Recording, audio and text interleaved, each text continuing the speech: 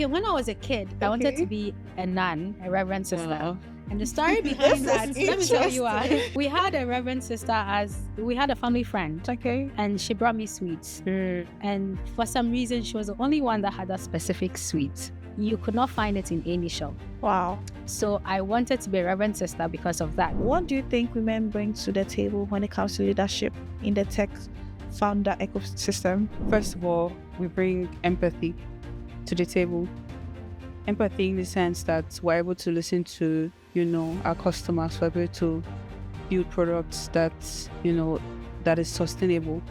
You have to be, empathetic, put yourself in their shoes. But that doesn't also mean that the task doesn't have to, be completed. It doesn't have to get done.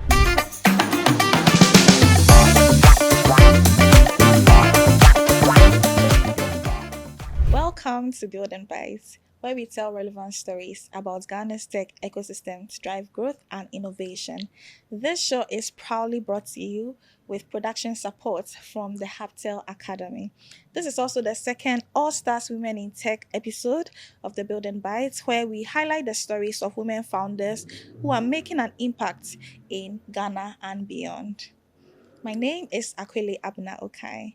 I'm the co-host for this show, and I'm here with Emmanuella Tordman, co-founder of DrDoGood.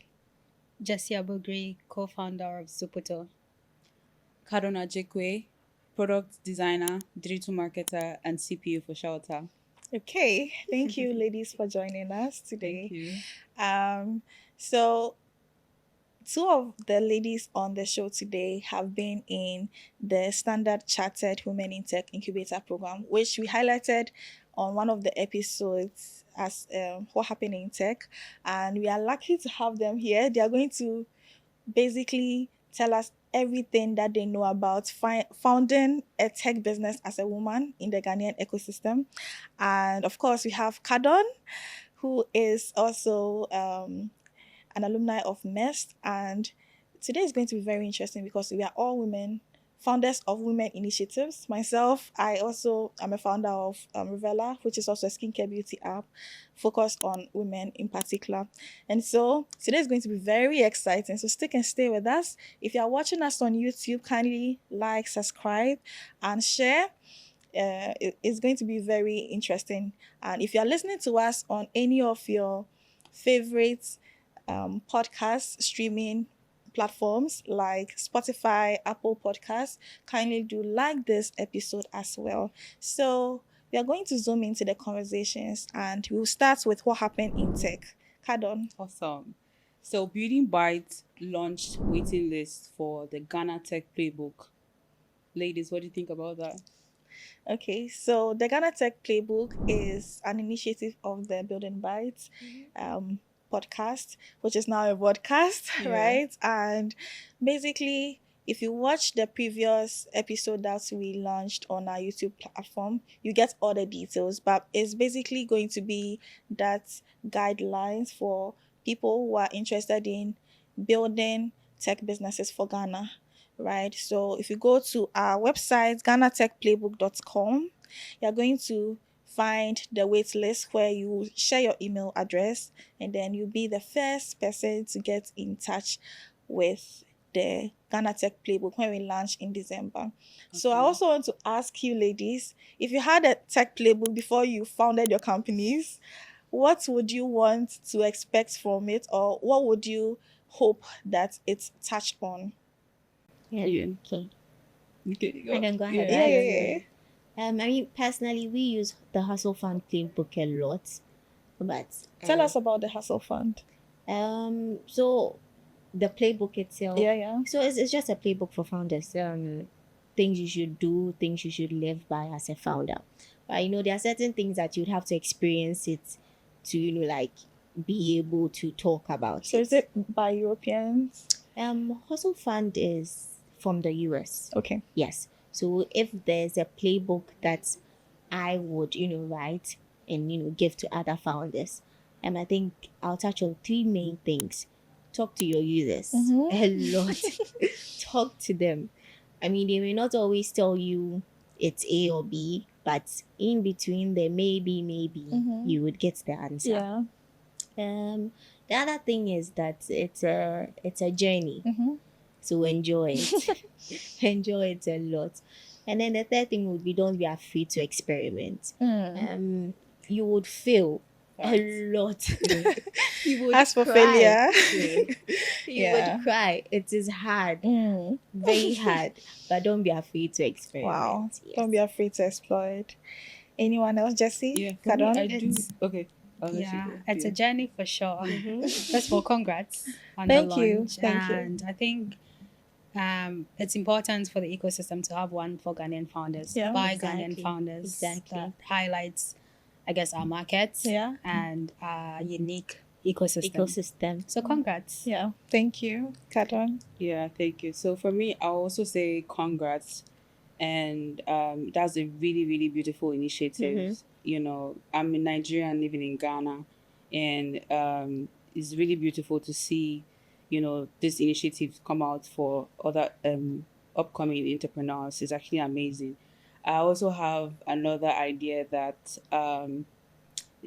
although the initiative is amazing, sometimes it's also a journey that is not necessarily like written before. Sometimes you're the first person to create something, you're the first person to do something. So true. Yeah. So you may write it. It's obviously something that, you know, is beautiful, but I'm also on the opposing side that although you may have a rule book or a playbook, there's always something that happens out and it's always going to be new. So awesome work. Yeah. Okay, sure. So Yeah. thank God we are not the one writing it from our own head. Exactly. Right? We've been interviewing tech founders and tech career professionals who have been in the Ghanaian tech ecosystem for over 10 years. And so we are going to basically share similar insights that, I mean, if 25 people who have been doing business for over 10 years are telling you something that is exactly similar, it can tell you something, right? Yeah, there's a So trend. yeah, that's a Looking forward trend. to it. Yeah. Have a trend. Love to read it. Yeah. Yeah. Cool. All right. So, Wahoo Mobility got investment from Launch Africa Ventures. But basically, what is Wahoo Mobility? Wahoo Mobility is a Ghanaian EV bike startup, and it has received an investment from Launch Africa. The company, which is known for its signature Wahoo e-bikes. I'm sure all of us have seen it around Ghana here. you I've say seen it. Wahoo. Wahoo! You know, that's amazing. Yeah. Charismatic. Yeah. So Launch Africa Venture is the frontier for Pan-African fund, solving the significant funding gap in the seed series to bridge funding investment. How cool is that? Congratulations. Congratulations, Wahoo Yeah. Mobility. I mean, on behalf of all women founders. Yeah, because that's Yeah, amazing. so That's It is huge. amazing. That's huge. Yeah. Yeah. So for me, I've been seeing Wahoo Mobility bikes, EV bikes, around Ghana, and it's just just a steez. Whenever I see someone, riding the bike, I even saw one some day back.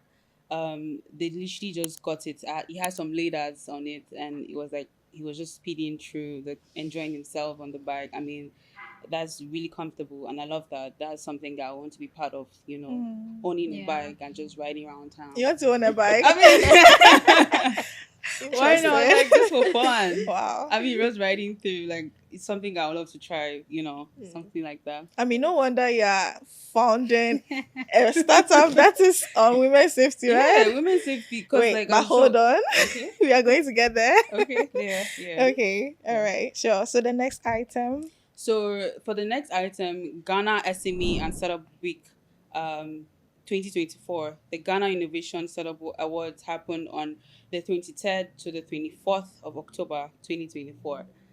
How was it, Akweley? I heard that you were part of the Yes. MC. for the Yeah, event. I was privileged to co-host the main event. That's the SMEs and Startup Weeks. It was wow, right? We were able to have a lot of SMEs coming around. Some of them have not been part of, accelerator programs or incubator programs like we have.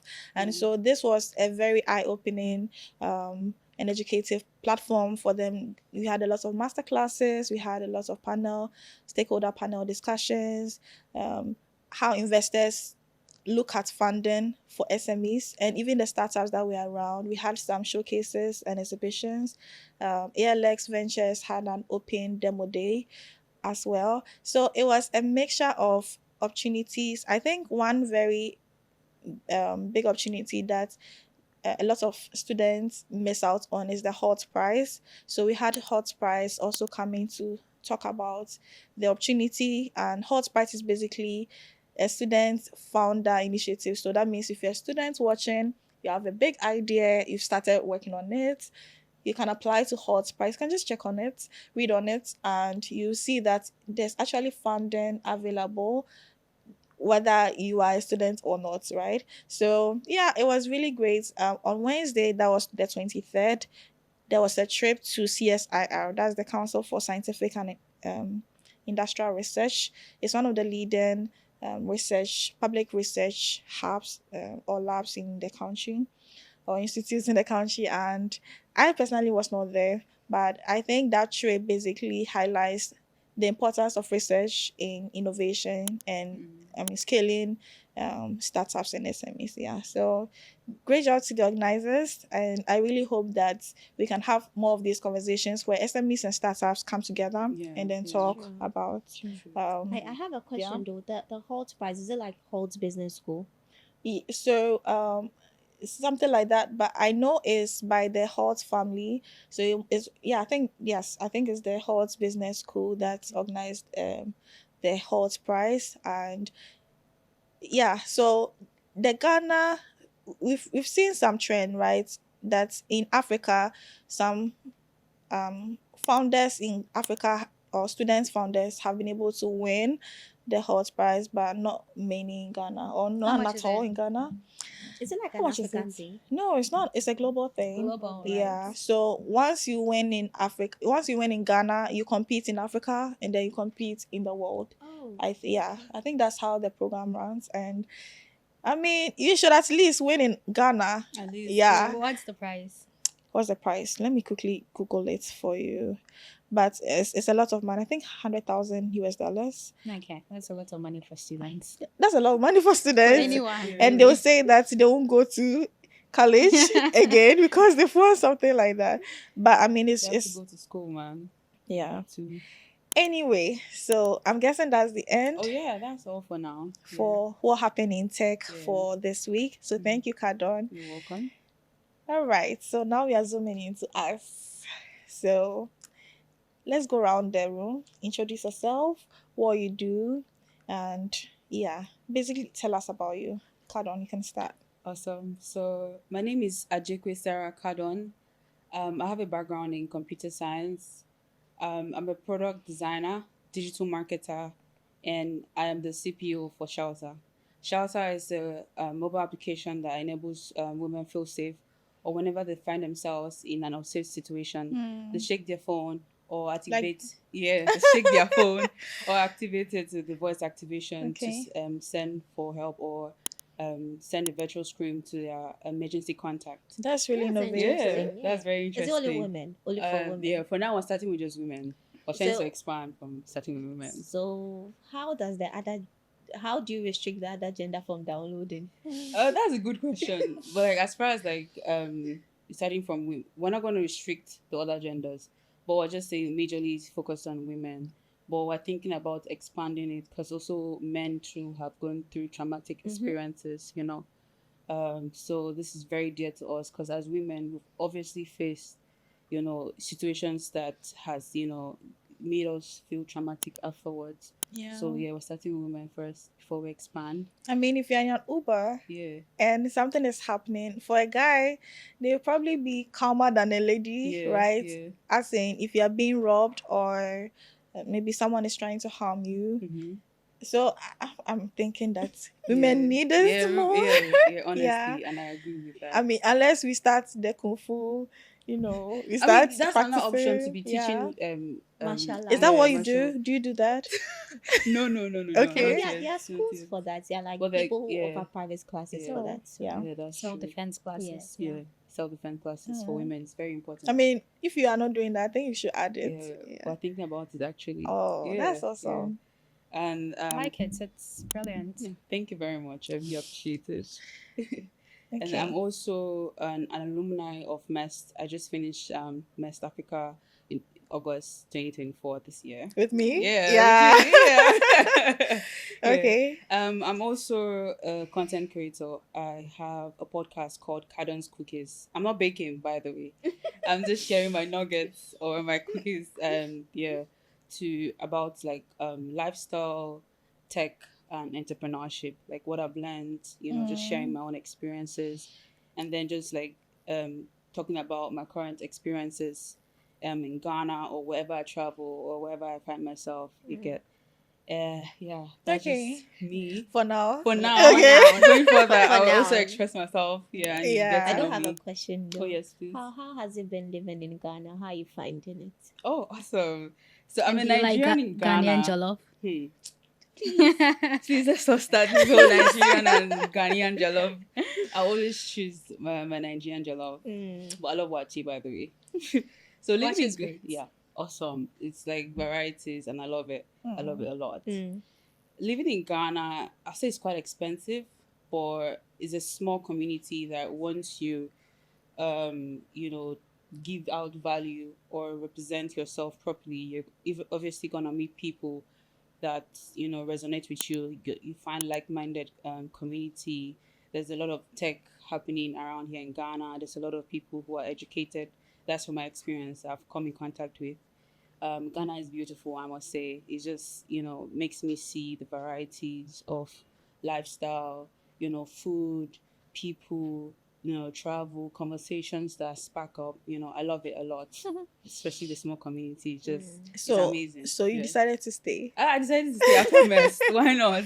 It's And you like still choose Nigerian jollof. I choose that. I still miss my Nigerian Anyway. jollof. Give it time. Maybe She'll come maybe around. with time. But Yeah. like I love my Nigerian jollof. I miss my native food, but like I also got to enjoy the Ghanaian food a lot. Okay. They put a lot of love into their food. Yeah, they take time to make it, and I love it. What can we say? Who's cooking for you? I mean, I miss the food from MEST Africa. It's from MEST Africa that I Yeah. love it. They put in a lot of. I love food, so Yeah. I love it. Yeah. You can tell. Okay, Yeah. Jessie. My name is Jessie A Abugre, and I'm the CEO and co-founder of Zuputo. Zuputo is a legal tech, first of its kind in Ghana. And we, in simple terms, we simplify legal and compliance for startups and SMEs and anyone at all that needs it. So my background is in law. Okay. I've been a lawyer for a few years now, and law is very expensive. Very- Legal services are very, very expensive. And Ghana is overly regulated. Not just Ghana, Africa in general, just overly regulated. If you've tried to start a business in Ghana, you'd see how extremely difficult it is. Even like choosing the type of business to start, like Even Do you choosing a regis- name. Yeah. do you register sole proprietorship? What does Yeah. it mean? Do you register limited liability? The number of forms you have to fill, just confusing, very confusing. In other jurisdictions, it can take you 20 minutes Yeah. to register a company, You get a bank account. and get a bank everything. account, all of the things. And this is just the basics, registering the company. Yeah. When you think about compliance, licenses, permits, it's almost as if the economy wants you not to be entrepreneurial. Anyway, so when I was practicing as a lawyer, I noticed that there was a gap in the market because smaller companies and startups will walk in, they want help, and then they can't afford lawyers. So I decided that the ecosystem is ripe for products like Zuputo, where you can get your compliance needs, you can get contracts in seconds at very affordable prices. You can get That's interesting. legal and compliance basically tailored to your specific market. And if you want to scale across Africa, because we are not just a Ghanaian company, Okay. we are serving the entirety How many of. countries? Currently, we are in Nigeria, Kenya, and South Africa. Nigeria. Yes. Yeah. Interesting. Our primary market is in Ghana, but we have lawyers we work with in Nigeria, Kenya, and South Africa. I mean, obviously, we want to expand across all 54 countries. Wow. And so that when we work with startups in Ghana, and startups obviously want to scale, Yeah. we scale with them and stay with them. So I have a question. Mm-hmm. So how do you deal with the each country has their own laws in regards to business. So how do you deal with that? For example, now, okay, I mean, I'm a Nigerian in Ghana. I'll start my business. Yeah. How do I go about it? Because I heard it's very expensive. In Nigeria No, in or Ghana? Ghana. As a Nigerian. As a then, Nigerian, yes. So there are certain, on the expensive part, there is actually a bill in Parliament now. Hopefully it gets passed soon so that it takes that away. But it's a law, like there's nothing we can do about it. And that's the minimum capital requirement. But that aside, you can, we give you, I guess, advice on what structure works for you and your particular business, and what will help you scale and what do you want to do and all of the stuff. For how we have targeted, I mean, how we stay, we comply with local laws. We work with local lawyers in all of these other countries. So in Ghana, we work with a couple of law firms and lawyers. I'm a lawyer. My co-founder is a lawyer. We have a couple legal people on the team, and we make sure the contracts are compliant with Ghana law. And when you go to Nigeria, we've worked with lawyers in Nigeria. We make sure the contracts for Nigerian contracts are compliant with Nigerian laws and things like that. Just, across the continent. That's awesome. You're doing amazing. Thank you. Thank you very much. Is that all? For now, yes. Is there anything specific you'd want to know? Okay. No, I'm just asking. The meaning of the name Zuputo, Yeah. people always want to know. Yeah. So I'm Frafra. I'm from the Upper East region, and Zuputo means brains or knowledge, I guess, in the Frafra language. So we decided, or more so I decided, that we need an African name. That's very Fortunately, important. all of my co-founders are very, very Pan-African. We very much care about Africa, care about the economic, I guess, growth of Africa. So I like that you're building for all in of your- our ventures, we have local names for all of our ventures. I'd rather have a Nigerian, an Igbo name than an English name, to be honest, or a Swahili name than an English name. But that aside, so that's what Zuputo means, brains or knowledge. And the idea behind that is that we are the brains. We'll take away that, and then you get to focus on building your product and changing lives and making an impact. Awesome.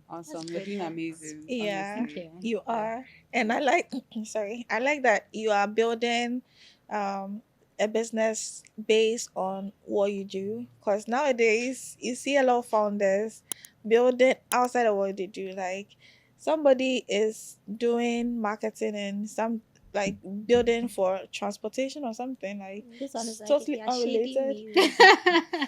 Okay. I will I'm say sorry. that Shading me.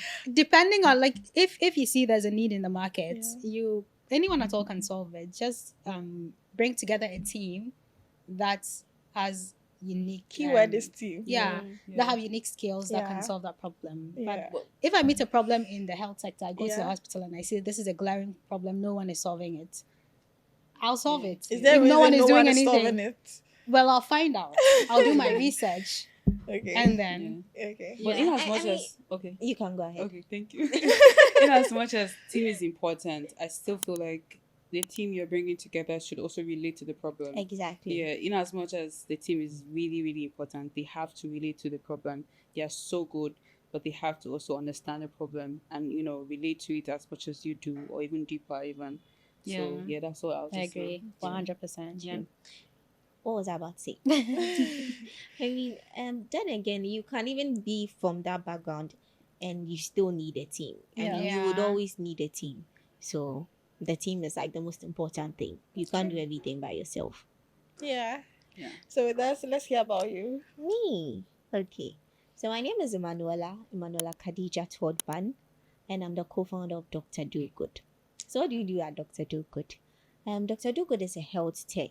Okay. Basically, we are leveraging technology to solve three main problems: the problem of access, the problem of affordability, and then the problem of personalization. So we currently have a mobile-based app that gives you access to a pool of over 200 independent healthcare providers, where you can either have a virtual consultation, an in-person, or home visits with them. We also partner with facilities as well. So you can book a virtual consultation with, say, Dr. Nana. Dr. Nana wants you to come in for a physical examination. Dr. Nana doesn't have his private practice, so he can have his private practice at any of our partner in-person facilities. You go in there to see him. We have the private facilities also take advantage of our telemedicine services. So if maybe you already visit, say, maybe Banahene Specialist Hospital, you already go there, right? You travel to maybe outside of Ghana, you still want to speak to the same doctor, you can have your follow-up consultations virtually. So, there's no like gap in the care. So continuity of care, basically. That's interesting. Awesome. I have a question though. Yes.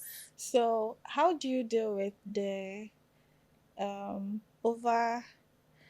do I even put this question? You know how we have a lot of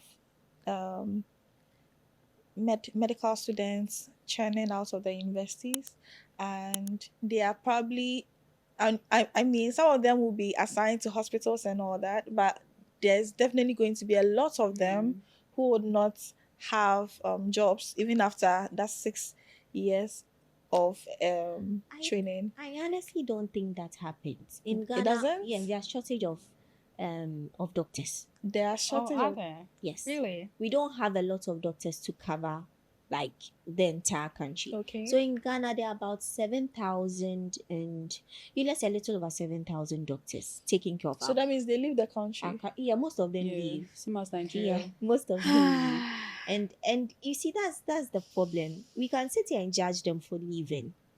Oh, no judgment, please. No judgment at all. Definitely judging the economy. Exactly. So it's the traditional healthcare system is not what's motivating them enough, right? It's not look, we hear stories every time. I have a friend, right? And she was actually complaining to me that there was one time she had to go in for surgery, and the thing that they used to cover the bed was not available. So they had to, Improvise. They had the patient's husband buy it. Like he had to go out and buy it, right? Some complain about gloves that they have to work with. Interesting. Do you understand? That's such a safety issue too for the doctors. Yeah. Yes. So if I say I'll buy my gloves to work, until when would I keep buying it? Okay, I buy it, and Jessie says, "Let me borrow your gloves. Let me borrow your gloves. Let me." I worked in a lab, so I can just relate. It's not sustainable. Yeah. Yes. Yeah. So I mean, there are problems. Okay. Our healthcare system is not doing its best. Yeah. It's working, but the problems are there. Yeah. Let's not close our eyes to that. Yeah. Okay, sure. So, yeah, you guys are doing good. I have it on my phone. Okay. Yeah. So my friend has used it. Okay. To speak to a Ghanaian actually, Okay. and we love it. Do you guys have doctors from other countries where we could reach? So we have Ghanaian doctors who are outside the country. So regulation issues. Okay. So jurisdiction for you to be able to practice in Ghana, you have to be licensed by the Medical and Dental Council. So if you don't have that, then you can't practice. Once you have that, no matter where you are, you'll be onboarded. Yeah, because there's always the problem of referrals, right? You've been referred to, let's say, a hospital in South Africa, and you don't know anyone in South Africa, right? And I'm just thinking out loud that if there's something like that on DrDoGood where I can speak to a doctor in South Africa who, can say that, okay, when you come to South Africa, you can come to my hospital and I'm going to take care of you, because there's no facility, or there's no facility in Ghana. Yeah. Well, then again, the question we have to ask is, who is doing the referral? because the referral has to come from somewhere. Yeah. Yes. Okay. Do you onboard doctors not qualified in Ghana? No, you have to have qualified In Ghana. yes, to be able to practice Okay. In Ghana. In Ghana. yes. Okay. Because of Regulations, regulation, yeah. yes. So even if we have some doctors who are practicing maybe outside Ghana, Yeah. but they are in good standing In with Ghana. in Ghana, so that is fine. So basically, DrDoGood is a mobile doctor that goes everywhere. Yes. Doing good. Doing good. So you can say healthcare in your pocket. Oh, healthcare in your Oh. pocket. Oh, that Yeah. sounds very Like That's- wherever you are. word. Congratulations on that. Thank you. Okay, so now it's up to me, right? Mm-hmm. I'm also a startup founder focused on women. Revela is a skincare beauty app that helps skincare businesses to assess their customer skin type, tone, and then conditions, and recommend products for the businesses, right? So we realize that skincare businesses are losing out on customers a lot, especially for those who have businesses on Instagram or online. And majority of skincare businesses in Ghana are online. They are on TikTok, they are on Snapchat, they are on Instagram. Korean skincare people, the Korean skincare. Yeah. So many of them, right? Yeah. However, when someone comes to your platform and they see a product, they don't know what the product does. You probably have the description and everything, but then will they work for me? That personalization is very missing in our part of the world, especially. Yeah. So that's where Revela comes in. We're able to help you track the people who are visiting your platform so they can retarget them. We're able to track your inventory. We're also able to basically give them a more personalized service. Yeah, so that is Revela. Awesome. And I'm so honored to have you ladies building for Ghanaian women, right? And so that's going to be the topic for conversation. Ghanaian women building for Ghanaian women. And so, zooming right into your backgrounds, I didn't really give us want to know. options to ask you questions on Revela. Do you want to ask Oh, a question yes. about Revela? Yes, Okay. actually. No, for me, it's not really a question because Yeah. I've been with you with Revela before, Yes, obviously. I'm just going to say I'm going to refer Revela to my Oh, cousin. wow. Yeah, because we are a she- customer. yeah, because she used several, skincare products Yeah. before on her face, Okay. and she wanted it to just be a bit more, better. Yeah. But then it got worse. She had like bumps on her face. It was really serious. She spent a lot of money, expensive products, but Yeah. then she didn't know if it was gonna work or not. And that was like a big issue for her. Yeah. So if Revela could have just scanned her face, told her what was wrong, maybe dry skin, maybe applying more, This kind of yeah, products exactly. for this kind of season Exactly. and all that. That You would know, have helped a exactly lot. that was the situation Yeah. of our founder, Exactly. right? So, Yeah, Precious. Precious. Precious, hi, shout out to you. Yeah. Precious is amazing. So Precious experienced this break. Even up to now, she still has products that works for her for a while and then just starts giving different reactions. And in Africa we import a lot of these skincare products and they are not made for our skin.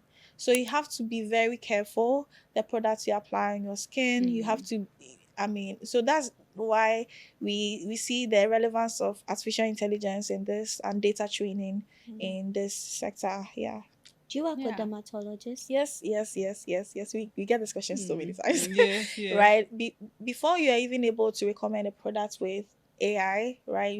AI has its flaws, right? So we are working with dermatologists to really train the model.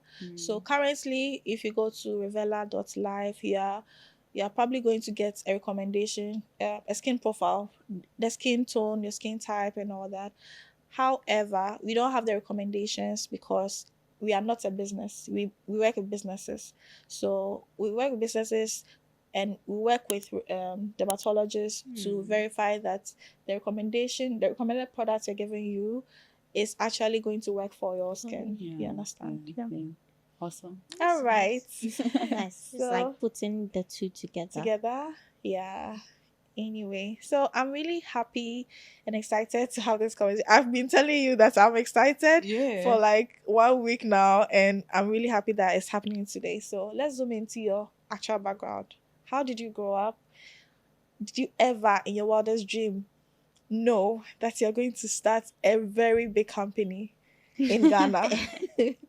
I see Zuputo and DrDoGood and Shelther as really big companies. Wow. If you don't see it by yourselves. But yes, anyone wants to take it? Okay, you can go ahead. Okay, I will take it. Yeah. No, I never thought I would ever co-found a business, talk of a business in healthcare. So my background originally is so my first degree is in banking and finance, Okay. and I got into tech when I was deciding on the masters I wanted to do. So I wanted to do something. So at the time that I was in uni, What university? Central University. Okay. So at the time I was in uni, the whole crypto buzz. I mean, crypto had been there, but I was now hearing of it in uni, crypto, forex, and all of that. And I was like, okay, this sounds interesting. So after uni, I was doing my NSS, and I was like, okay, maybe I should start picking, courses that I would do in my masters. Okay. I was like, okay, I want to do something tech related. So, Why? So I liked finance, right? Okay. I mean, I did banking and finance. I liked this, but I was looking at the future where things were going, and then there was tech around everything. Okay. So I was like, okay, how do I keep the finance bits and still fusing the tech? Okay. And then I started researching. I found out about fintechs, right? And that was when I realized that Momo is actually a fintech. We just never Tag data. Tag data. It has that. So fast forward, I picked a school, Montpellier Business School in France, to study innovative finance with a specialization in blockchain and cryptocurrencies. Finished school, interned with a startup in Ghana. So while I was schooling, I was working with a company called Appen. So you were in France? Yes. Okay. Oh, Yes. Appen. Yes. I worked for Appen before, Wow. but it was remote. Oh, Yeah, it was also remote. I Is it never. a Ghanaian company? No, It's it's artificial a US. Okay. intelligence Yeah. company. Wow. Yeah. I think I've seen it around on what is it, LinkedIn? Yeah. Yeah. Appen. Wow. Wow. Yeah. So Amazing. I was doing data collection for Appen, and I realized that I actually had an interest in data collection, data analysis, and stuff like that. So after Appen, I did an intern with a Ghanaian startup dinner, but it was remotely. Okay. And you are still in France? yes, I was still in France. I mean, I had to do an internship for me to be able to graduate, right? Okay. Yes. So I did that, and fast forward, I ended up working with them. I finally graduated, and then I worked with a dev shop, on Tech Studios, where we're building blockchain solutions. So I kind of just fell into the tech one way or another. I mean, from the course the masters, I didn't fall into it. I decided, but the job I was doing whilst I was schooling, and then the internship, and then the job after the internship, and then I just had an interest in there. Okay. So that's how I got into tech. How DrDoGood came about. So DrDoGood came about as a result of personal experiences. So we're in 2024, right? 2022, I was diagnosed with adenomyosis.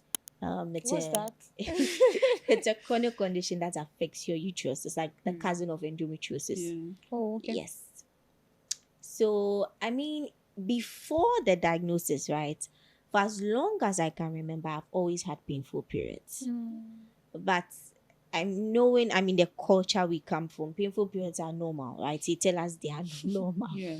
no matter how excruciating the pain is. So you never really, even if you get the opportunity to speak to a healthcare provider, they just prescribe a painkiller for you. Yeah. Especially if you go to the government hospital. Yeah. Like there are so many people in OPD that like it is not your cramps that you're having that he would waste your time on, right? So yeah, there wasn't, that data, that continuity of care, because you speak to Dr. A, you go, that conversation is gone, it's lost in history. Yeah. You have to go and speak to Dr. B again. Another thing lost. See, you eventually give up, you live with it, right? So fast forward, Manti was like, I mean, this is when I've grown, like, she's like, you know what, we need to do something about this pain. So she recommends her gynae, Dr. Paddy, LMS Hospital. And I go there, he does like series of tests and all of that, and then he diagnoses me. So first he finds a polyps, right? But then he tells me that, this your polyps is too small, like leave it. Don't worry about it. It may even disappear on its own, but you don't have to do surgery. The man is like, we should still do the surgery anyway. So we do the polyps removal surgery, and he finds out that, so it is not even the polyps that is causing the pain, it is adenomyosis that's causing the pain, right? So I look at the journey from the pain till now. Like I didn't have to go through all this if there was that data. Do you understand? Yes. And even post-diagnosis, I have to. So I'm on medication, like monthly medication, right? Because it's chronic. It doesn't go. I have to go to the facility every time in the month. I remember one December I was at I visited my dad in London, and then I wasn't able to, visit him. And that is when my body decided to, be in pain. Who do you speak to? I'm not on NHS, like in London. So I had to, my dad had to take me to like a private facility, which is madly expensive if you are not on health insurance, right? So all of that, led me to, I mean, if you are sick and you are not around, you need to speak to whoever it is that is treating you. There has to be something he can be able to do for you, even if it is first aid. Yeah. Yes. So yeah, those were like the things that led to us, founding DrDoGood. My co-founder is Nigerian. Okay. We've worked on like different ventures, like till like we decided to work on. How many years have you worked with him? I've known my co-founder for about 5 years. Okay. Wow. Yeah. 5 years, if I'm not exaggerating. Yes.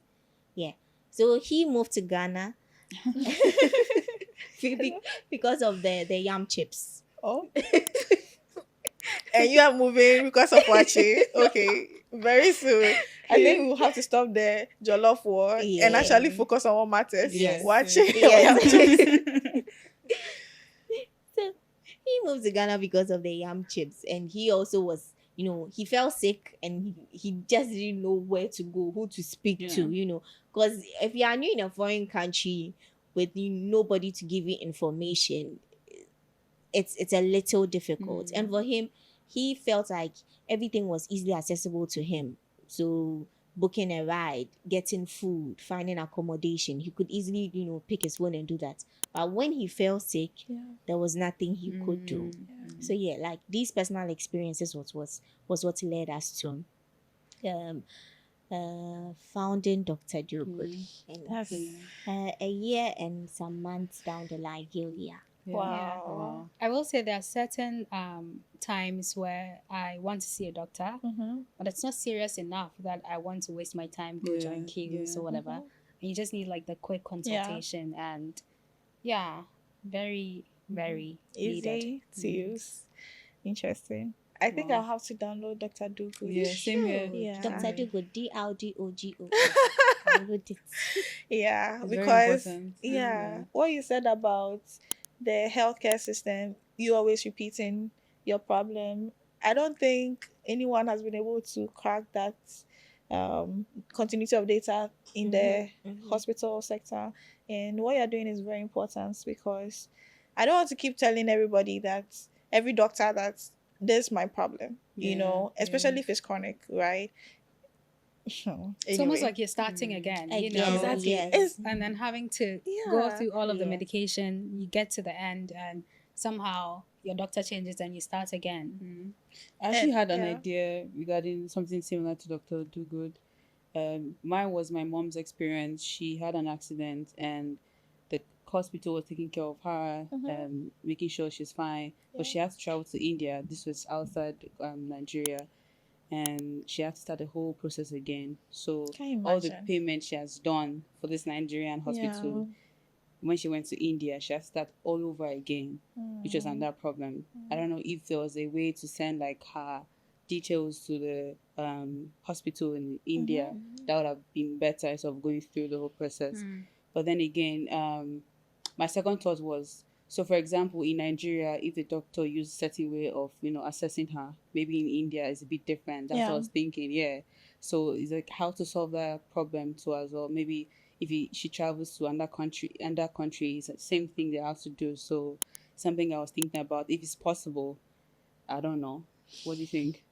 In terms of the data, so then again, it's from the facility. So if it's a facility referring her, then they have no option than to share her data. Okay. But if she's going by herself, most facilities are very reluctant when it comes to sharing your own data. Ridiculous, isn't it? Yes, I'm yet to understand the health data.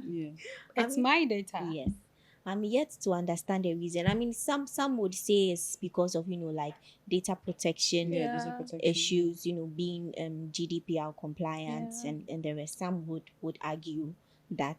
But you're able to request for your own data, so you should be, and they should willingly give it to you. But I think there was a hospital they had to send an email of my what's it called, diagnosis. That I just literally, you just diagnosed me right now and gave me the drug. Give me that information so that I'll keep it in my book. Yeah, like I have to come back later for it. So and like you're saying, it's my personal data, bro.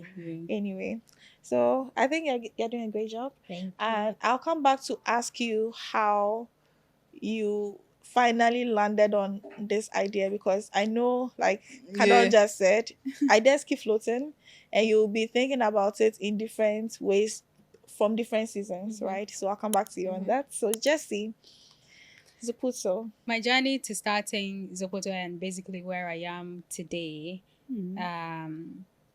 looking back now, I can see the patterns of always trying to solve problems. Always like being entrepreneurial. I mean, at the time, I did not think I had it in me. I thought that I always wanted to be a lawyer. Like I was hyper focused on going to law school, doing all of the things, and then being a lawyer. So in university, my roommates and I would sell popcorn to. We had shows in universities like these. Hall weeks. I forget hall weeks and music shows, talent shows. For my first year, I was in Africa. Okay. And then I moved to Brunei and then Hall 7. Because in tech, you're only in a hall for your first year, and then you have to go to a private hostel. So I did that with my roommates. I think we did that for like 2 years. Okay. We actually did Sobolo as well. Sobolo? Were you guys making money? I think so. I honestly don't remember. But I think so. I think for us to continue to do it, we must have been making money. I mean, not enough because I would have remembered, but we must have been making money, at least to cover all of the costs, and then enough to, I guess, braid our hair or something, or get some Kelly Willy. And then after university, up until I became a lawyer, even after university, I remember going to my dad with a couple of business ideas and saying, you know what, give me money to do this. And he said, bring your business, whatever. But going to business with your family is not the easiest thing. So that didn't happen. And can you share with us why it didn't happen?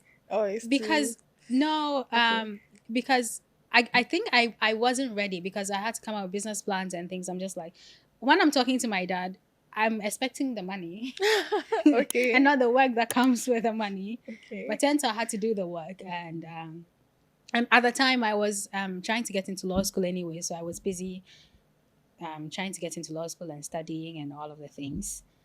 And then I became a lawyer, and I guess that was halted a little bit. That side of me was halted a little bit, and I was just practicing law. And in a few years, I think in about 2 to 3 years, I realized how much I hated it. And it was just ridiculous to me, because for as long as I can remember, I've always wanted to be a lawyer. And now Since here I am when? practicing. I've always wanted to be a lawyer. I don't know when So I can. you're one of the kids that they'll ask. Okay, when I was a kid, I wanted Okay. to be a nun, a reverend sister. Wow. And the story behind that, This let me is tell you why. We had a reverend sister we had a family friend, Okay. and she brought me sweets. Mm. And for some reason, she was the only one that had that specific sweet. I think they were toffees, some type of toffees or biscuits or cookies or something. You could not find it in any shop. Wow. So I wanted to be a reverend sister because of that. You want to be yeah, like her. Yes. So, yeah, obviously when I was maybe 6 Okay. or something, when I was young, but afterwards, I've always wanted, I can't remember a time where, like, being, grown or whatever, I wanted to be anything else than a lawyer, I guess. Do you come from a family of lawyers? No. Well, nuclear family, no. I mean, Okay. the first lawyer in my nuclear family, but extended family, we have lawyers in the family. And my dad is in academia, so again, like, very much reading type of family, learning, whatever, all of the things. And my mom is actually in healthcare, so Oh, wow. yeah. And anyway, okay, back to me Hating practicing law. And the sad thing is, I actually didn't have to hate law practice. I don't hate law practice now, because I practice law in some capacity. Yeah. But the thing in Ghana is, at least when I was in school, law was all about litigation, going to court, all of the things. And that's the part of, let me clarify, I don't hate law. That's the part of law I don't like. Okay. And unfortunately for me, that's what I got into, because when people, this law is so broad. You could Yeah. be, I'm sure you have lawyers in this organization, and I wouldn't hate doing that. I'm sure I'd love it, but I went into a law firm. We're doing commercial litigation. I was in the thick of it. Hated it. And I went through some sort of, I guess, identity crisis, and then COVID happened, and I had time to think, and I had a friend. So I have a friend who is in tech. He had an e-commerce business at the time, and I was helping him with a few of his contracts and things like that.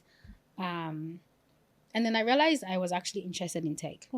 So in 2020, I had the chance to work with a tech company, a law firm that works with tech companies. Anyway, I started, so identity crisis, left litigation, went into corporate and commercial, which I like, but corporate and commercial for tech companies specific. This is after COVID. Yeah, still in 2020. This was in June, I want to say July of 2020. So lockdown. Yes, Okay. after lockdown, when it was just easing. So I started working with a tech law firm, and I realized that I actually like this. I mean, I don't hate the law at all. Yeah. I just hated what I was doing. I hated going to court. I hated all of that, but I really love this. I love learning about new things. I'm working with fintechs and seeing all of the amazing things. Tech is like, just people are brilliant, really. And when you are working with all of these people, you realize that people are making a difference. Yeah. But when you're in litigation, you only, work with lawyers, and you work with people when they're in trouble. And it's just, it just wasn't for me. Anyway, so I loved my work at the tech law firm. And that's where I saw that there was this problem. And even before that, I had conversations with this friend who was in e-commerce Okay. at the time. He's in fintech now. But e-commerce at the time, and he was telling me that there are companies in the US that do this, and he used this company to register, a company called Clerky, I think. I know, like, Yeah, he used it to register his company in Delaware in yeah, like a short time, and now there's so many of them. The Stripe, the strap at there's last. all of that. Okay. Doula. Yeah, there's Rocket Lawyer, that's is basically what we do, but for Africa. Okay. So he told me all about these things, and I started thinking like, oh, if we could have something like this in Ghana and in Africa, it would be like really, really brilliant. So I want you to hold on here because it's getting very interesting, and I don't want you to lose your train of thought. Okay. But I'm also seeing a trend now that a lot of lawyers are venturing into tech. Mm-hmm. Yeah. Yeah, true. So we'll talk about that. So Yeah. just hold your thoughts. Yeah. Right. And let's just look at that particular aspect. Lawyers in tech. Is it because of the same litigation issue that you just mentioned? Mm-hmm.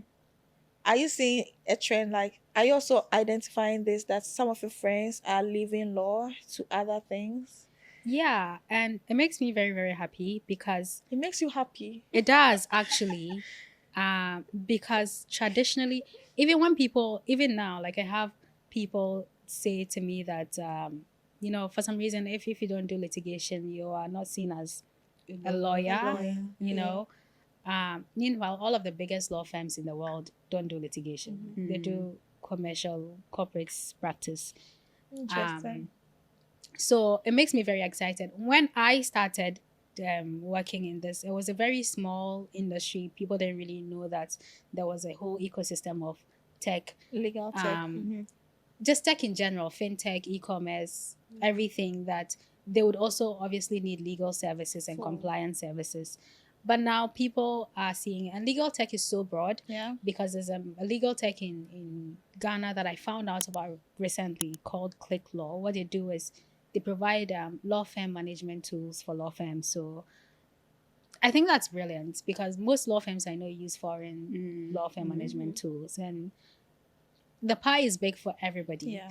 And I actually have a hub called Law Innovation Hub, where something that I wish I had when I was in law school or when I was a young lawyer, that basically showcases or educates people, provides resources on all of the paths and avenues to take when you're a lawyer. And Interesting. you don't have to just be a litigation lawyer. Some people are really great at it. I have friends who are like the best litigation lawyers and very much needed.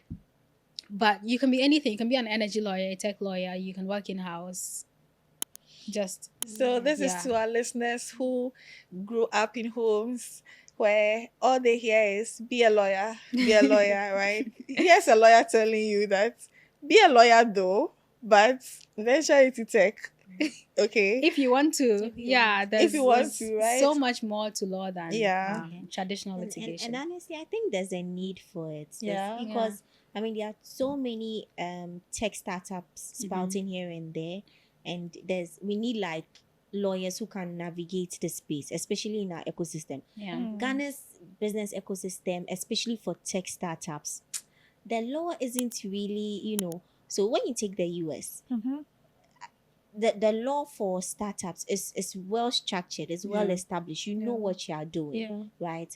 Like she was saying, you can easily incorporate your business in the US in 20 minutes, right? Have a bank account. In Ghana, even if the number of forms you have to fill, it's just even if ridiculous. one co-founder is not a Ghanaian, Oh, he or she can't be a shareholder on, you can't even raise funds. You can't even raise like funds as small as 10K or 20K, or do you get it? Yeah. And sometimes these small amounts of monies or funds are what maybe the startup needs to be able to stand like in their initial stages. Okay. So Yeah. this is actually very Yeah. necessary. So it's like a real need. Okay. Yeah. fortunately for what you're saying, which is a GIPC requirement, it's such a barrier to tech because when the law was passed, it was when we had discovered oil. And I think the intention was to sort of protect Ghanaian and Ghanaian investors, so that when you're coming in as a foreigner, you just don't come in and, I guess, create a company and take the money away. You have to bring in a minimum capital of 200,000 at the time, or 500,000. Thank you for the education. Yeah. Forgetting that there are other businesses that are tech businesses that, like, you don't even need 200,000. You need, say, 10,000. And fortunately, again, as I said, there's a bill in Parliament. So hopefully it's passed, and then Nigerians can be shareholders at no cost. Amazing. Oh. Honestly. Yes. I love it. I love it. Yeah. Kenya had that as well, and then they realized how bad it was for the ecosystem, and they scrapped it. Yeah. Yeah. So how did you and your team come about Zuputo? I mean, where did you find your co-founders? Right. I've known my co-founders before, like, Zuputo was even a thing. My COO, I worked with my COO at the law firm. Okay. We worked together. He's also a lawyer. She's a lawyer, yes. She, okay. Yes. We became fast friends. Is it Nanaja? Nanaja, Okay. yes. And for our technical co-founder, our CTO, I've known him since 2020.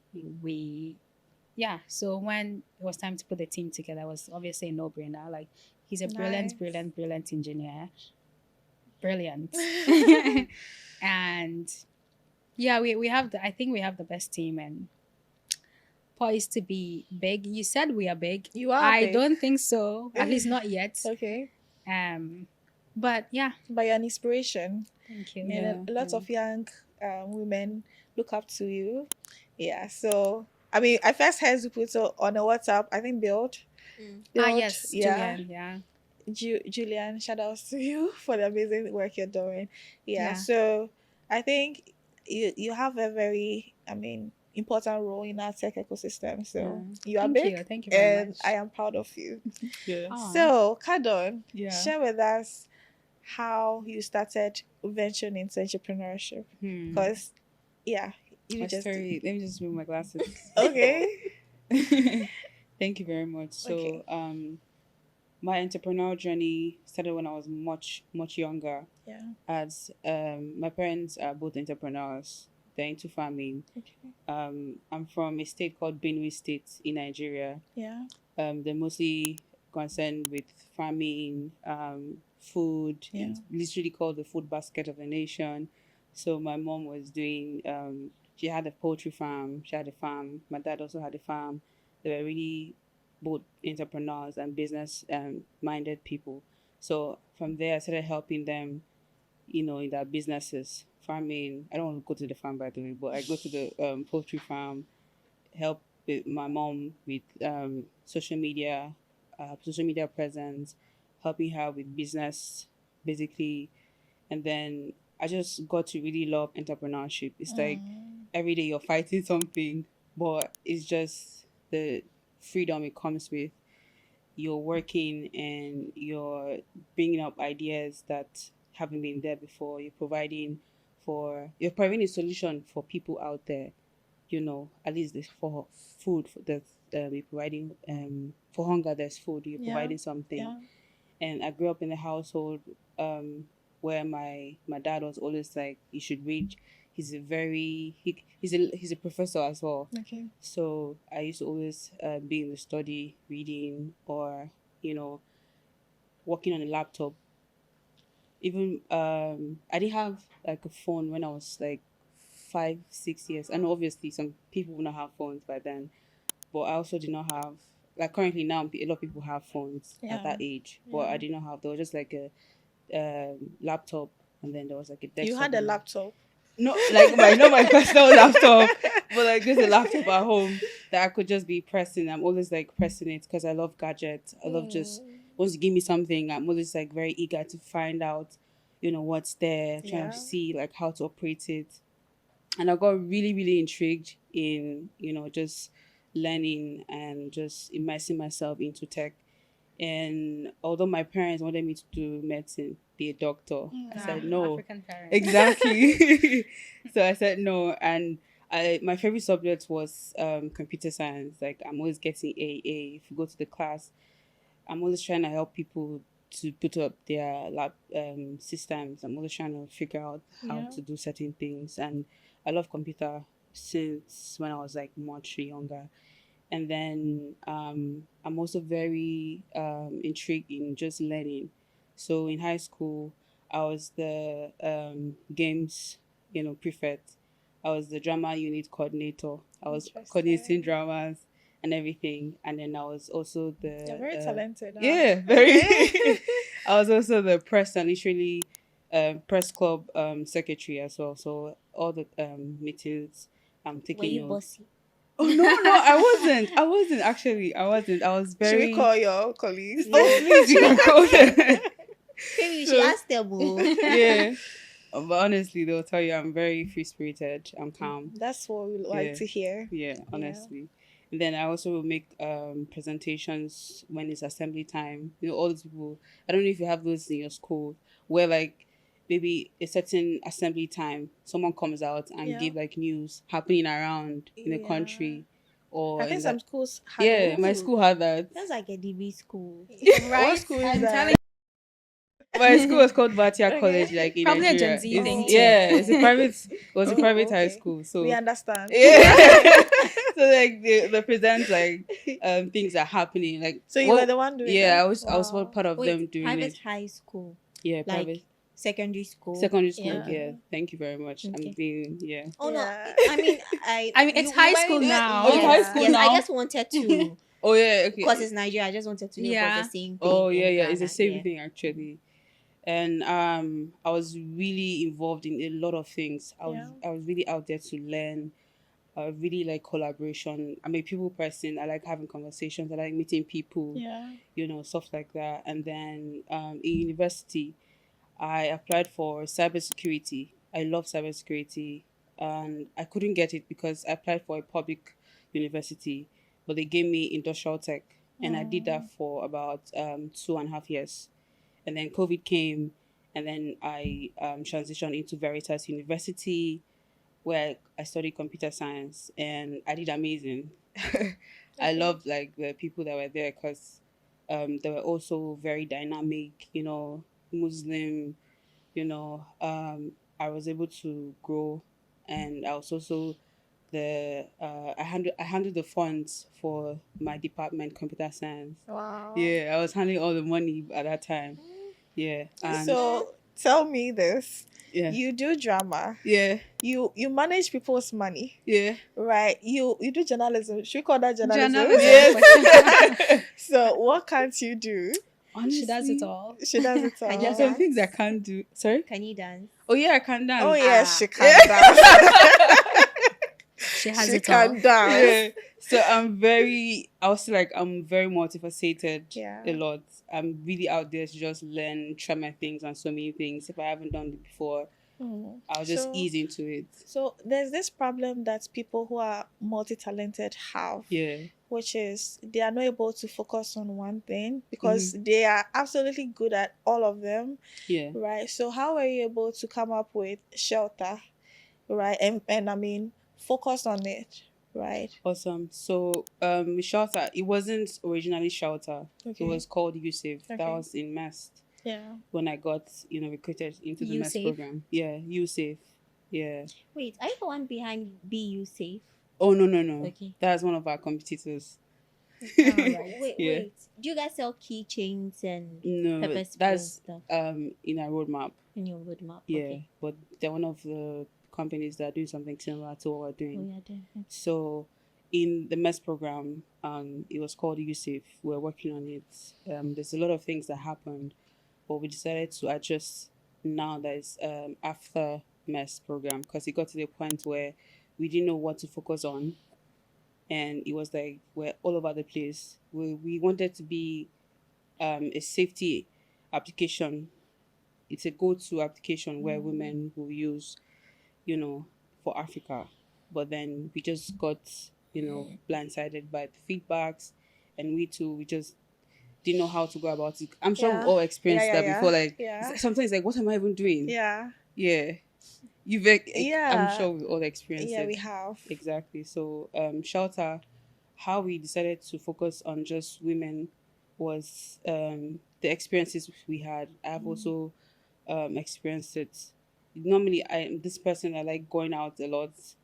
Every time I'm traveling or I'm going somewhere, I'm just going out to restaurants. Yeah, just to have fun and just enjoy my time.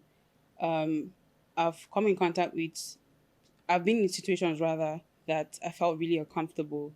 The other person made me feel really, really uncomfortable, but I didn't know how to react because I just don't have, I'm powerless, I guess. I don't know how to explain it. Okay. I understand, yeah. Yeah. And if I had an app like Shelther, although right now it's not in the Play Store, we're just rebranding everything. If I had an app that, I could let my, close friends or my emergency contact know that I don't feel safe or know where I am, currently. Because sometimes we are very stubborn. We don't listen to our intuition. And then we go out or we find ourselves in situations that we weren't planning to be in. Yeah. So we decided to just focus on that and just focus on That's mainly awesome. empowering women to feel much more safe. Yeah. And to get access to help immediately or to alert, people around them or their loved ones that this is what I'm going through. So it was, yeah, it was amazing when we decided to focus or narrow down to just this is what we're going to do, just to empower women, make them feel much safer, and just to grow up to be something bigger. So Shelter literally means shelter. Shelter. Shelter. Yeah, car. Well, like the HER. HER, okay. So Shelter. Wow. So it's just to make women just feel, safe. So great jobs that we are doing. And I basically want to ask what are some of the challenges in the Ghanaian the average Ghanaian woman faces that are opportunities that other people who have other ladies or other women could leverage on? What are some of the opportunities or challenges that have presented opportunities for the Ghanaian woman, right? I see that we are all working to support not just women, because everything that you guys have mentioned so far affects mostly women, but it's not limited to women. So what are some of the challenges that, you've identified from your line of work or maybe from your experience that we are not hitting on as much, right? Yeah. Any takers? So I could go. I don't know if this is specific to Ghanaian women. Yeah. But I'm thinking a lot of people like to say, women in business, women in tech, women in this, and it sounds good. It sounds amazing. I don't know if it's some sort of CSR thing or it's it makes their organization look good and all of that. But most of the time, that's all it is, just headlines. Women are still grossly underfunded. Okay. African women even more so. But there's this whole thing about women in tech, women. I just roll my eyes when I see these things. So what seems to be the problem? I think that we talk a lot. I think that it's down to I'll say representation, I guess. I don't know. Maybe there aren't a lot of women in positions that could write a check for you as a woman. I'm always getting mentorship opportunities all the time. Like, we'll mentor you, just give me the money, because my male counterparts are not getting mentored. They're getting the money. And I'm at a point where my co-founder and I always say, like, we are over-mentored, honestly. There's so much, like, the things that I can do and the deep domain expertise I have. Male co-founders don't have that, but they're not offered mentorship. Yeah. They're just giving money. They're written checks. And I have to go through an 8-month, 10-month program to get, which I'm very grateful for.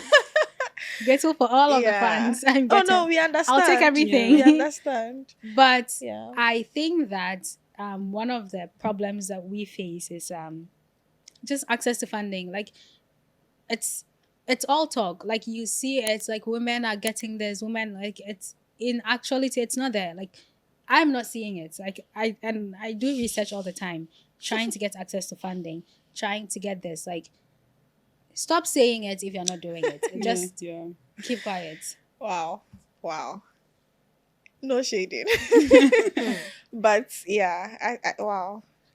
So anyone wants to mention any of the challenges you've personally, probably in the healthcare space, any challenges that women face? I mean, what you said about having a very painful period and be sidelined, not even just the medical aspect, but even in the job settings, right? So if you've experienced any challenges that you want to highlight, you can talk about that. So, I mean, I won't put so much blame on the healthcare providers, especially in the public healthcare Yeah. facilities, because a typical healthcare provider sees like about 500 patients like in one shift, Yeah. right? If I'm not overly exaggerating.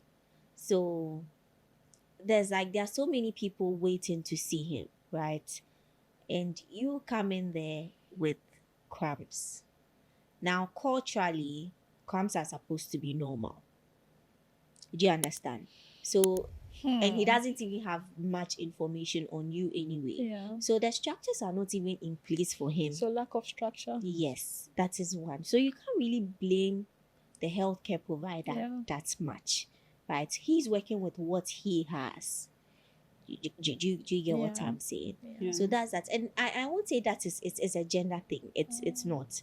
It's not a gender thing.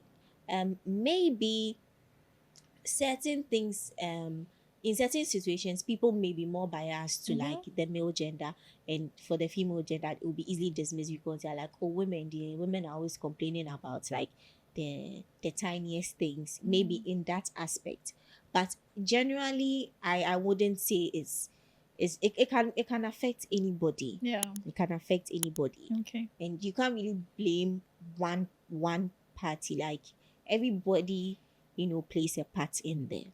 Yeah. So yeah, that's So Kadoon, I'm going to ask you a slightly different question, right?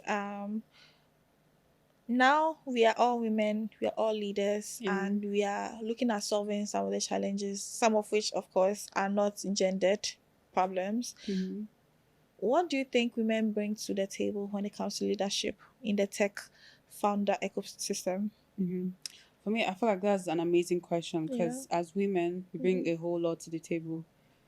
First of all, we bring empathy to the table. Empathy in the sense that we're able to listen to, our customers, we're able to build products that, that is sustainable.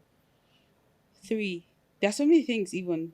3, I'll just say balance. Balance in the sense that, for example, you have your male co-founder and you have your own female co-founder. When you guys are having to, deal with certain situations, it's just a balance with when the male is there, when the female is there. It's just like a balance. You hear his perspective, you also have your own perspective. And then the measure is just the women. So that's why I feel the women bring balance, empathy, and women just know how to organize things much more better. Yeah. Organization, they can organize. Multitasking. Yeah, thank you very much. We can multitask on a lot of basics. Yeah. And I'll also say that warmth in an application. For example, giving Wahoo. When you see Wahoo on the road, how do you feel? When someone who owns a Wahoo bike, how does the person feel? So I just feel like Our personality, the personality translates into business. the applications or the business idea. For now, that's what I would say. But there's a lot more that women bring to the table. Yeah. So Jessie, I'll ask you. Just to piggyback on that, I saw an interesting stat actually. I was listening to this podcast by Trevor Noah and someone else, I forget. And they brought up this thing where actually women make better CEOs. And it was interesting to see because most of the most successful companies in the world are run by men. So yeah. I mean, it was eye-opening for me because, oh wow. And I think the reason is women are more, I guess, empathetic, like you Yeah. said, and also women founders become friends, and Is it true though? I guess so. I think so. I've No way, only Emmanuella. I mean, there are two sides of the I've, story. Okay. I hear Yeah. people say I have only had positive experiences Yeah. with women. I've Okay. never had. I fortunately for me, like Okay. all of the women I know are awesome women. And I'm not also able to multitask. Unfortunately, I don't know. I miss that gene. It's fine. I know some women that are amazing at it. I can't do it. I have to focus on one thing, finish it, and move on to the next thing. But yeah, that it was a very interesting start for me, because women are more holistic. Yeah. You know, they think about their mental health, they think about this, and they form close relationships with other people. So I think all of that comes together to make them better leaders Okay. in a way. I don't know. I mean, I'm sure in your companies you have some strategies in place for women to feel at home. Do you want to mention any of the strategies you've put in, probably in your culture or the way you do things that brings out the wholesomeness that we are talking about? Yeah. For Shelther, Yeah. we have mental health breaks, and we don't just have this official meeting. Sometimes we talk about literally why, for example, if you want to make a suggestion, we talk about it in the sense of this is how I felt, this is what I've experienced, and we'll go through it logically, and then options for just gifting each other when need be, and then just writing how we feel or just expressing ourselves. Oh, what you did, I did not like it. This is how it is supposed to be like, and then we just express ourselves. So this is Interesting. some and many more I can't really share, but I'll Yeah. leave the rest. Yeah. Jessie? I will not say women specific because we have a male co-founder and I think we just give everybody space, you know, like if you're going through it, like some of my team members have kids, and it's fine if we're on a call and your child needs something, like that's fine, you know. Nobody cares if I hear your child saying mommy, like that's normal. Yeah. You know, you have a life outside of work. Yeah. And if you're going through it, like somehow you are in your luteal phase, you're PMSing, Yeah. take some time off. If you have a headache, whether you're a man or a woman, like take We some need time more off. women companies. Yeah. Yeah. It's all right as long as, like, you know, you're meeting your goals and all of that. Take all of the time you need, but just a safe space for everybody, regardless of your gender, really. Mandela. So I mean, we are still growing, so we've not, put structures in place. But I mean, as we go as leaders, Yeah. I mean, and as you start working with others, you realize that it is not always about, the task. It's about the people that you are working with. It's You not about feel- that. So say it again. It's not The always people at the about- back didn't hear that. No, please, the people at the back. The task is important. Very. Very, very important. yeah. But that is not, like the ultimate goal. I mean, if Yeah. they don't complete their deliverables by end of day, the world really won't come to an end. And they have, like, genuine excuses for not doing that. Yes. I mean, at the beginning of my career, I didn't understand that, right? But as you grow and as you work with people, you realize that sometimes, especially if you are dealing with human beings, Yeah. you have to be, empathetic, put yourself in their shoes. But that doesn't also mean that the task doesn't have to, be completed. It doesn't have to get done.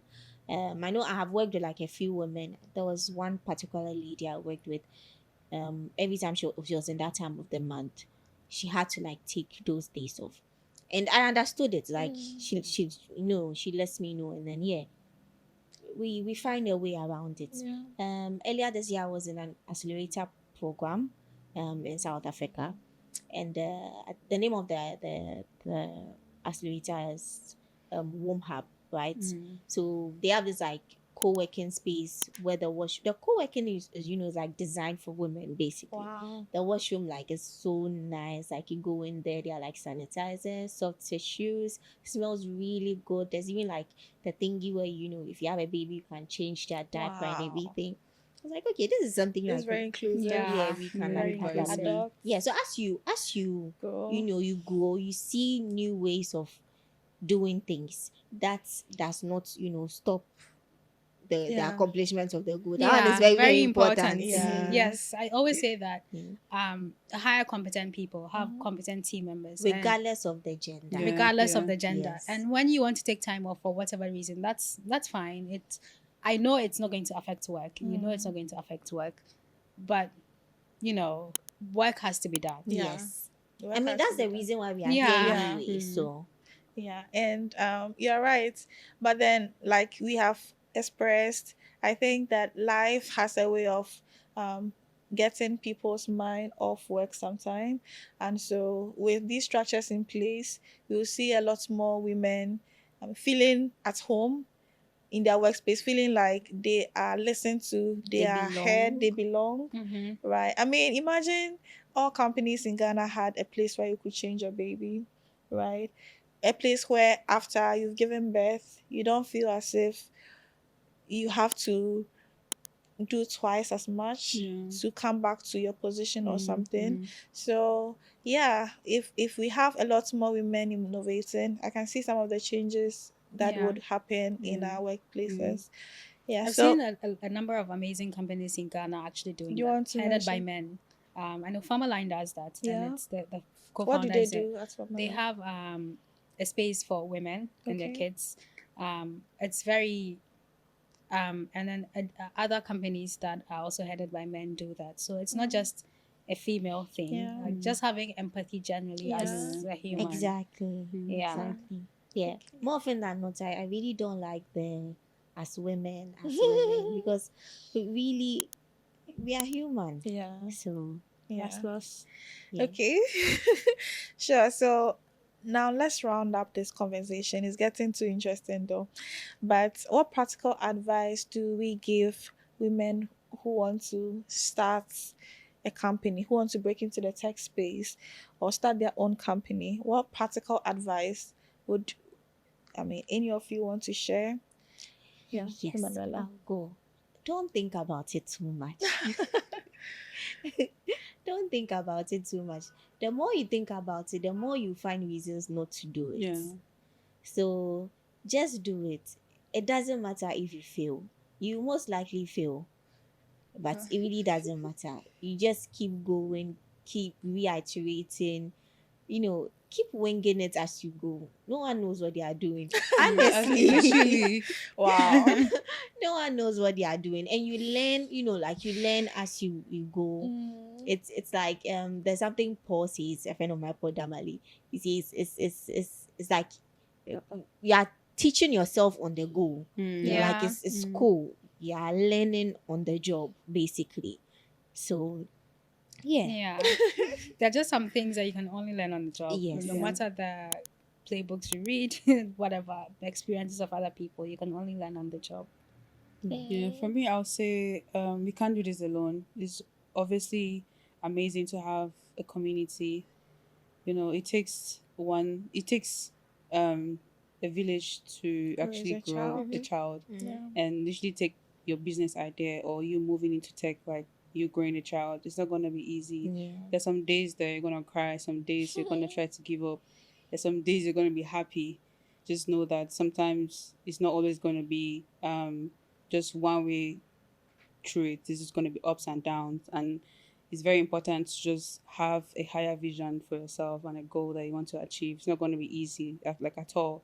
Like I said, just have a community, network and just meet people out there and then share your story, because sometimes it may be like you're the only one going through this, but there are so many out there going through it and even worse.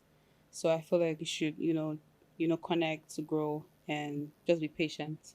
And have audacity as well. Audacity, Like women yeah. don't And have be audacity. delusional. Oh goodness. Okay. We have audacity. Like when sometimes,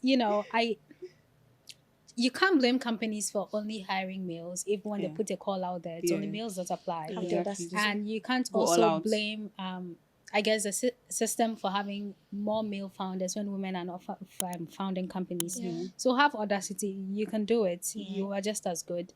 Yeah. If you see a problem, solve it. Yeah. I mean, to add to that, it all boils down to being fearless, basically. Be fearless. And it's okay sometimes when you are not.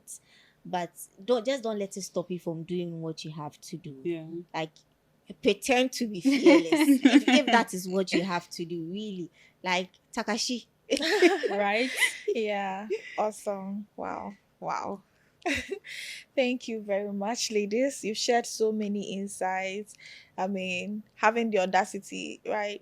Entering rooms where they've clearly said no, but you're still entering. Yes. Be delusional. Being delusional. Exactly. Yeah. All these are very helpful tips, and thank you for sharing your experiences. We are really honored Yeah. that you were so open to share all that. So this has been Building Bytes. I'm going to go over some of the opportunities that are in the tech space that women especially can take advantage of, but then everyone can obviously take advantage of. But so the first one is there's going to be a Womenpreneur Tour event at the ALS Tech Hub in East Legon on October 31st.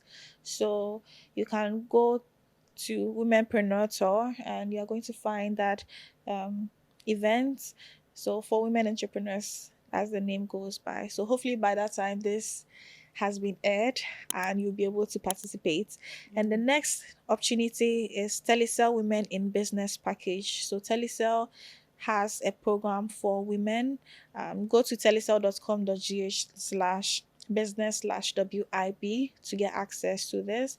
Affinity says in October we are celebrating women, and so no processing fee on women's business loan or personal loans if you are using Affinity.